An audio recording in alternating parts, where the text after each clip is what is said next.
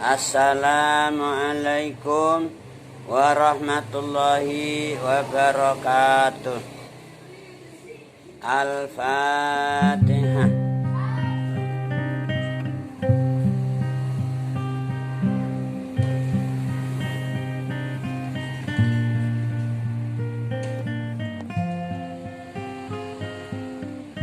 Alhamdulillah, kita dapat bermuajah kembali dalam majlis yang penuh berkah ini, insya Allah. Majlis kajian Tafsirul Jalalain. Insya Allah pada pertemuan kali ini kita akan kembali membacakan surat Al-Baqarah ayat 223. Ayat 223 insya Allah. Baiklah, mari kita ikuti bersama pembacaan ayat dimaksud. A'udzu billahi minasyaitonir rajim. Qala Allah Ta'ala wa huwa asdaqul qailin. Nisa'ukum utawi pira-pira wadonira kabeh. Maksudnya istri-istri kalian. Nisa'ukum utawi pira-pira istri kalian. Harsun iku kebun. Iku ladang lakum kedue sira kabeh. Jadi dalam ayat ini ditegaskan bahwasanya istri di dalam kehidupan berumah tangga itu, istri diibaratkan dalam ayat ini ibaratnya adalah merupakan ladang atau kebun, yaitu kebun untuk menanam atau menanam atau mempersiapkan keturunan. Mahali zar'ikum al-walada, yaitu tempat kamu menanam untuk menanam keturunan agar kamu nanti mendapatkan dzurriyyah atau turun sehingga bisa berlanjut berkembang. Nisa'ukum harthul lakum. Jadi wanita-wanita artinya istri-istri kalian. Ini kata Allah dalam ayat ini merupakan kebun atau ladang bagi kalian semua. Faktu mongko padha nekanono sapa sira kabeh harsakum ing kebun ira kabeh. Artinya apa? Allah selanjutnya menegaskan kebun-kebun kalian itu, artinya istri-istri kalian itu harus kamu datangi. Artinya kamu kelola untuk ditanami supaya nanti tumbuh muncul, yaitu muncul keturunan. Faktu harsakum, maka datangilah, kumpulilah, jimaklah gitu loh istri kalian. Anasyitum hale kaya apa tingkah karep sapa sira. Jadi Allah memberi kebebasan kamu dalam hal mengelola kebun tadi, dalam mendatangi istri tersebut kamu diberi kebebasan. Anasyitum hale kaya apa tingkah situm karep sapa sira, atau ing dalem di hale ing dalem di wektu, ing dalem di panggonan. Nah, di sini ana itu multi makna, bisa mengandung arti waktu, tempat, juga actionnya, caranya. Terserah kamu mau siang, mau malam, mau pagi, mau sore, mau di kamar, mau di lantai, ya kan? Bebas. Actionnya juga bebas, mau jongkok, mau berdiri, mau leding, terserah kamu. Faktu harsakum anna syi'tum. Hale kaya apa tingkah karep sapa sira kabeh. Ini ayat untuk menepis apa nggih suatu pendapat orang-orang Yahudi. Orang Yahudi itu mempunyai suatu keyakinan kalau mengumpuli istri atau mendatangi istri dari belakang, min duburiha ila qubuliha. Jadi dibalik itu loh maksudnya, tidak dari depan berhadapan-hadapan tidak, tapi dibalik dari belakang tapi mengarah kepada sasaran tembaknya. Masya Allah. Ini kalau menurut keyakinan orang Yahudi itu nanti kalau berhasil mendapatkan keturunan, anaknya jadi juling, jadi kero gitu loh. Keyakinannya orang Yahudi. Nah, keyakinan itu enggak benar, maka ditolak dengan ayat ini. Allah bilang, "Fa'tu harthakum anna syi'tum." Jadi ini bukan berarti kalau dari belakang akan berakibat begini-begini. Kita harus dari depan, harus dengan cara yang monoton, enggak demikian. Boleh bebas. Kalau kamu monoton, nah, malah nanti bisa cepat jenuh, bosan dan lain sebagainya. Maka Allah memberi variasi lah. Kita bisa terserah semaunya kita. Mau siang, mau malam, mau pagi, mau sore, mau apa nggih di atas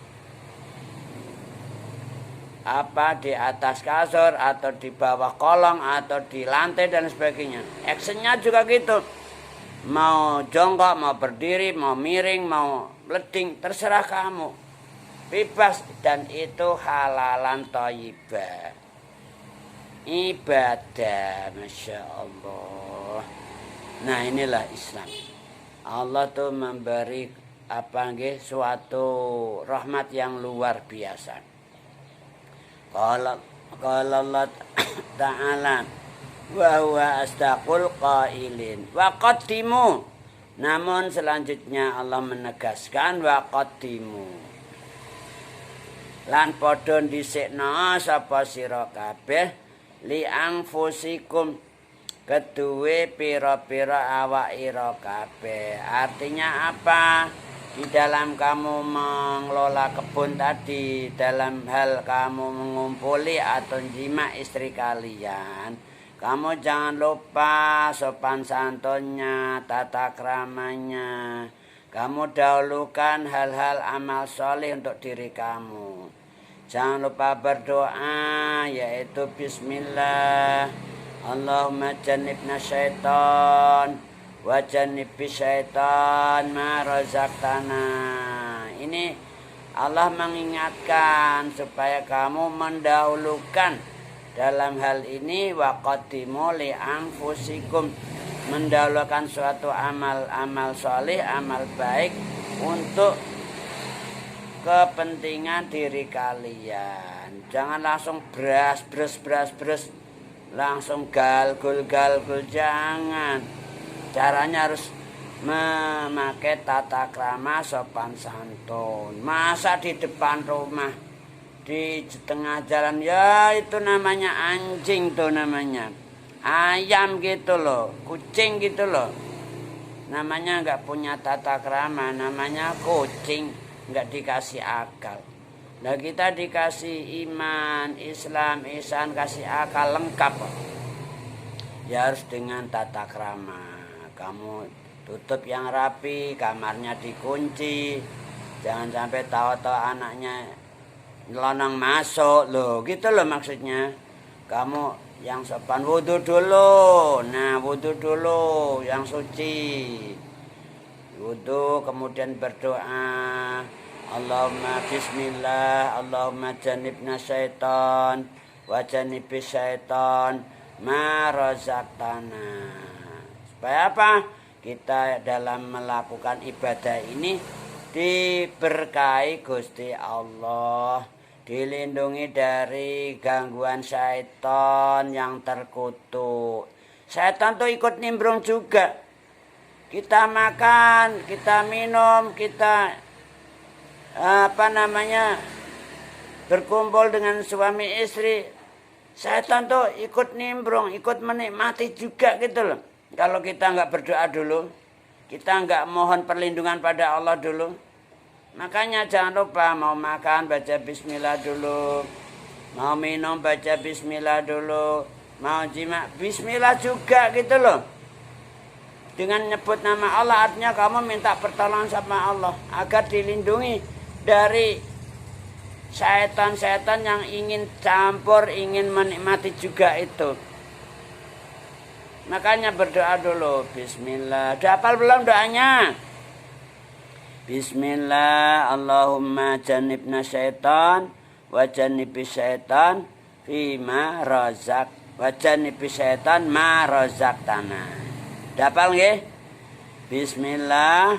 Allahumma jannibna syaitan wa jannibis syaitan ma razaqtana. Nah, ini kata Rasulullah sallallahu alaihi wasallam memberikan petunjuk seperti itu. Orang yang mau berdoa seperti itu, maka ketika Allah memberi dari jima tersebut memberi keturunan, Allah memberi keturunan atau dzurriyyah dari hasil suami istri yang sedang melakukan ibadah ar-rafah atau jima tersebut, dimulai dengan doa Bismillah Allahumma jannibna syaitan wa jannibis syaitan ma razaqtana. Jika Allah memberi keturunan dari hal tersebut, maka lam yadurrahu syaitan. Syaitan tidak akan bisa mencelakakan anak yang dari hasil hubungan suami istri yang didahului dengan doa tersebut. Artinya apa? Anak tersebut akan terlindungi, dilindungi oleh Allah. Nggak akan bisa disesatkan atau dibahayakan oleh syaitan. Lam yadurrahu syaitan. Nah, ini penting, kata kunci. Karena syaitan itu selalu ingin menyesatkan Bani Adam, supaya dzurriyyah kita, keturunan kita selamat dunia akhirat, fiddin wa dunyal akhirah, tidak dicelakakan oleh syaitan. Maka kita selalu berdoa dulu nggih ketika kita mau melakukan hubungan suami istri, yaitu ibadah faktu hartakum anasyitum.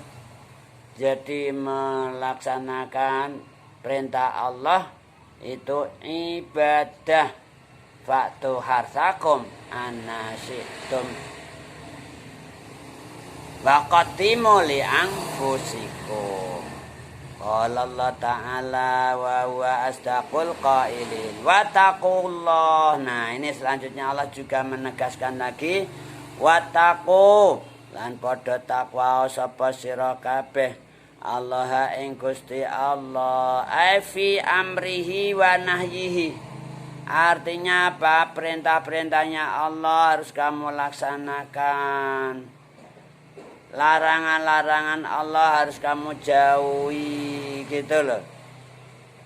Jadi ini Allah selalu mengingatkan wattaqullah, dimanapun, kapanpun kalian berada, supaya senantiasa takwa Allah, taat Gusti Allah, yaitu melaksanakan perintah-perintahnya dan menjauhi larangan-larangan Allah. Untuk perintah-perintah Allah kamu semampunya. La yukallifullahu nafsan illa wus'aha. Allah tidak memperberat atau mempersulit atau memaksa-maksa seseorang untuk melaksanakan perintah-perintahnya kecuali semampunya, gitu loh. Jadi kalau kita ini nggak mampu haji, nggak mampu umroh, nggak mampu zakat, ya nggak usah haji, nggak usah umroh, nggak usah zakat. Meskipun itu perintah, kalau kita nggak mampu, belum mampu, Allah nggak memaksa, semampunya. La yukallifullahu nafsan illa wus'aha. Jadi takwalah itu sebetulnya nggak berat, semampunya. Tapi dalam hal larangan, nah Semua sekecil apapun itu larangan, usahakan. Hindari, jauhi sekecil apapun. Enggak ada kata wus'aha. Harus dipaksa untuk menjauhi, untuk menghindari larangan-larangan Allah. Ini takwa Allah. Wa'lamu lan padha ngerti ya sapa sira kabeh, anakum ing sak temene sira kabeh mulakuhu iku pira-pira wong sing tetemu Allah. Artinya apa? Ketahuilah bahwasanya kalian pasti akan menghadap pada Allah besok di hari kiamat. Kalian, kita semua ini akan dibangkitkan kembali. Semua orang dari zaman Nabi Adam ila yaumil qiyamah ini akan dibangkitkan kembali, dihidupkan kembali besok di yaumil qiyamah. Kemudian dibales amal perbuatan masing-masing.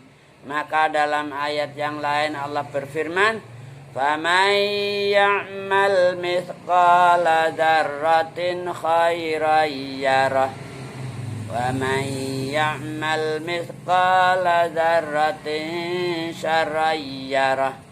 Siapapun yang berbuat baik sekecil darah pun dari perbuatan khair, pasti dia akan melihat balasannya. Yarah. Sebaliknya, وَمَنْ يَعْمَلْ مِثْقَالَ ذَرَّةٍ syarrayyarah. Sebaliknya juga siapapun yang berbuat jahat, berbuat keji, sekecil apapun, sekecil darah sekalipun, perbuatan yang pernah dilakukan oleh seseorang, oleh kita ini, perbuatan keji, perbuatan jahat, sekecil apapun, pasti akan melihat balasannya.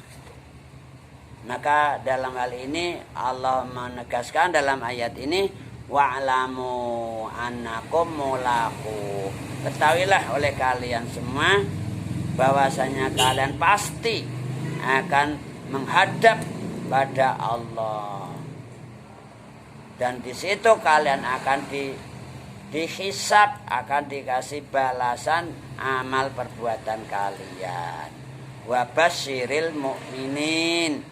Maka ayat ini ujungnya akhirnya ditutup dengan dawuh wa basyiril mu'minin. Wa basyir lan bebungao sira, aweh kabar gembiralah kamu.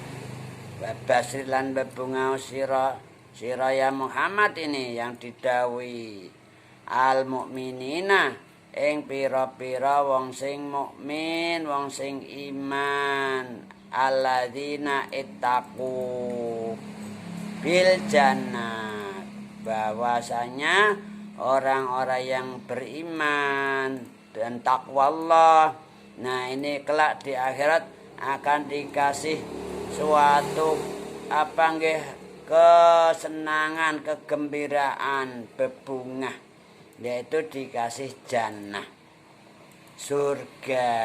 Di surga itu Masya Allah nikmat selama-lamanya, abadi, nggak ada ngenes, nggak ada sedih, adanya senang, adanya bahagia selalu. Maka ini kita semua sebagai mukminin mukminat usahakan hidup di dunia ini selalu takwa Allah gitu loh. Selalu taat Allah, taat Rasulullah, birrul walidain, islahul ummah, adail amanah. Mohon pada Allah, ya Allah, Allahumma a'inna la dzikrika wa syukrika wa husni ibadatik. Allahumma inna nas'aluka ridhoka wal jannata wa na'udzubika min sakhatika wan nar.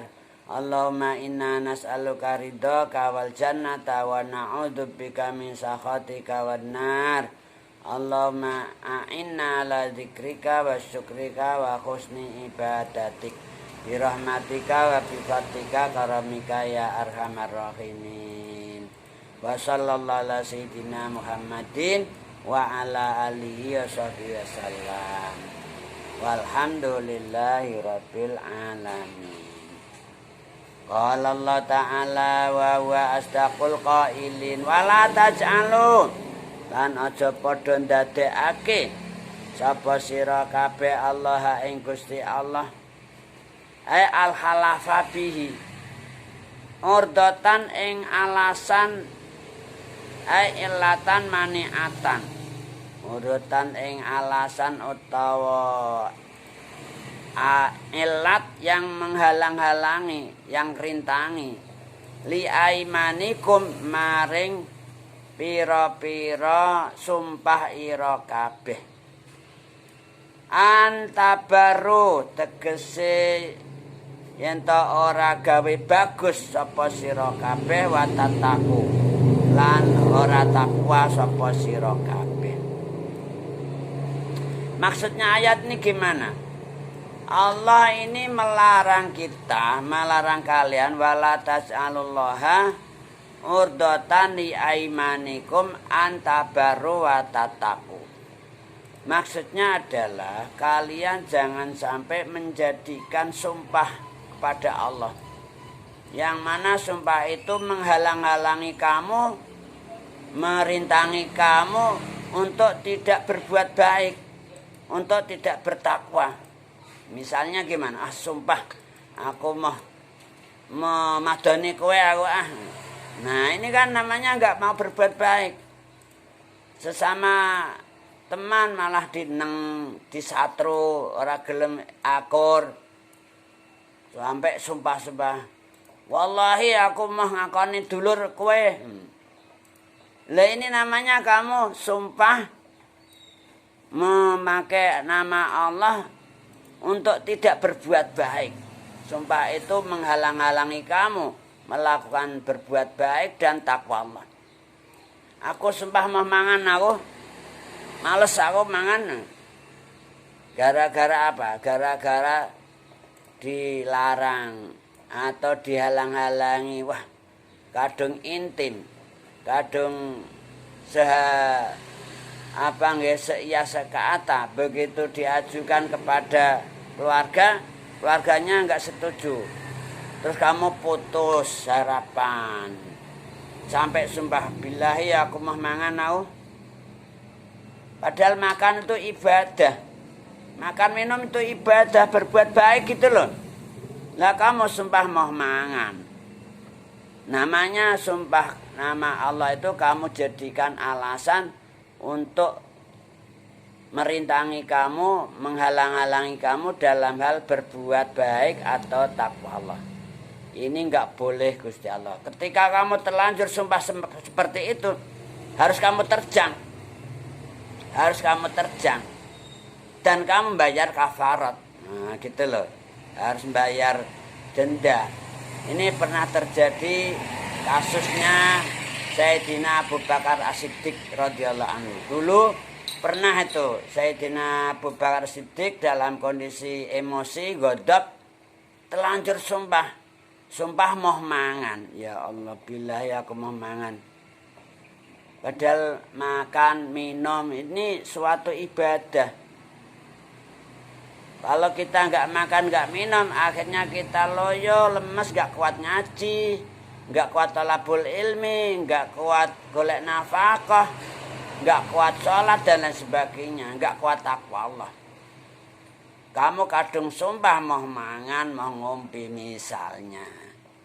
Nah, ini pernah terjadi dari kasusnya Sayyidina Abu Bakar As-Siddiq. Maka itu diperintah untuk menerjang sumpah. Tapi menerjang sumpah juga dosa. Sama dosanya juga.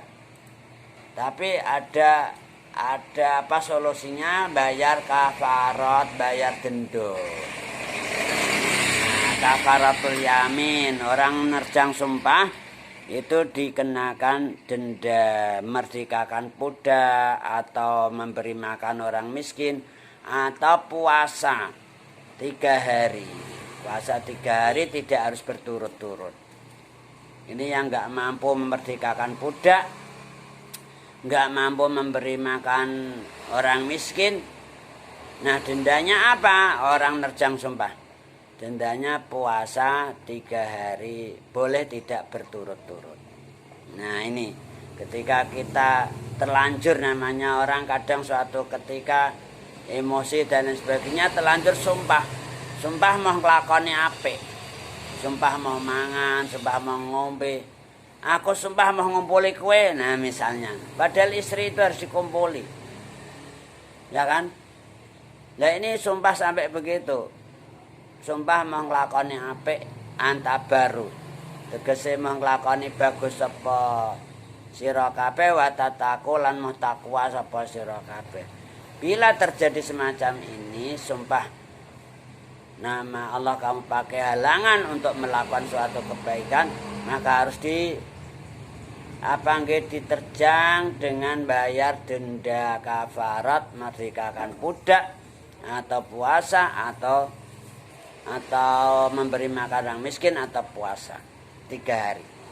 Qala Allah Ta'ala wa astaqul qailin wa tuslihu lan bagusi sapa sira kabeh benan nasi ing dalem antarane pira-pira manusa.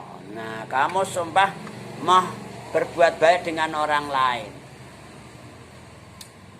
Gara-gara lingkungannya susah diatur, terus kamu sumpah mau RT-nan aku males RT-nan ngono ae kok. Marai tukaran. Padahal RT-nan itu silaturahim loh, berbuat baik. Kita saling menyampaikan suatu ide-ide kebaikan lingkungan dan seterusnya.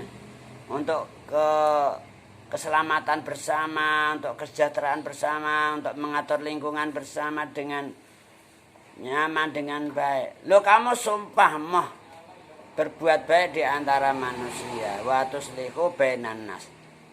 Sumpah kamu menghalang-halangi kamu untuk berbuat baik. Namanya urdotan li aimanikum. Nah, kalau terjadi semacam ini supaya kamu terjang itu sumpah. Karena itu dilarang Gusti Allah, enggak boleh kamu sumpah seperti itu, enggak boleh. Seharusnya kamu terjang sumpahnya, kemudian kamu berbuat baik dengan lingkungan, kamu aktif, ikut RT-nan, ikut arisan dan sebagainya untuk kepentingan bersama, ngisi kas bersama, nanti untuk kepentingan lingkungan bersama, itu loh. Itu namanya wa tuslihu bainan nas. Ini suatu petunjuk tatanan Gusti Allah gitu loh. Namanya protokol kalau bahasa sekarang. Protokol ilahi. Qala Allah Ta'ala wa huwa asdaqul qailin. Wallahu sami'un alim. Wallahu ta'ala Gusti Allah sami'un iku dat kang maha midanget. Alimun tur iku dat kang maha ngudaneni. Jadi Allah Ta'ala maha mendengar, maha mengetahui apa yang kalian ucapkan. Allah maha tahu. Apa sikap perilaku kamu, Allah maha mengerti. Kalau kamu berbuat baik, Allah memberi kebaikan. Kalau kamu berbuat jahat, Allah akan memberi balasan yang setimpal. Sebagaimana yang difirmankan oleh Allah dalam ayat yang lain, فَمَنْ يَعْمَلْ مِثْقَالَ ذَرَّةٍ خَيْرًا يَرَهُ وَمَنْ يَعْمَلْ مِثْقَالَ ذَرَّةٍ شَرًّا يَرَهُ. Nah, dalam ayat ini wala taj'alullaha 'urdatan li aimanikum an tabarru wa tattaqu wa tuslihu bainan nas wallahu sami'un alim. Jadi sekali lagi, jangan sampai kalian menjadikan sumpah, menjadikan Allah kamu jadikan sumpah untuk menghalang-halangi berbuat baik. Akhirnya kamu enggak mau berbuat baik, enggak mau takwa Allah, enggak mau islahul ummah. Kamu berdamai, berbuat kebaikan dengan di antara manusia, enggak mau. Emosi kamu enggak mau akur dengan tetangga, ya Allah, na'udzubillahi min dalik. Ini enggak boleh. Kalau sudah terlanjur sumpah, caranya kamu terjang itu sumpah, kemudian kamu bayar kafaratul yamin, yaitu memerdekakan budak atau memberi makan orang miskin, atau memberi makan berapa orang miskin, 6 apa berapa itu, atau puasa 3 hari meskipun tidak berturut-turut. Tsumma qala wallahu a'lamu bissawab. Nah, tatim bilhamdalah alhamdulillahi rabbil alamin. Ilahuna assalamualaikum warahmatullahi wabarakatuh.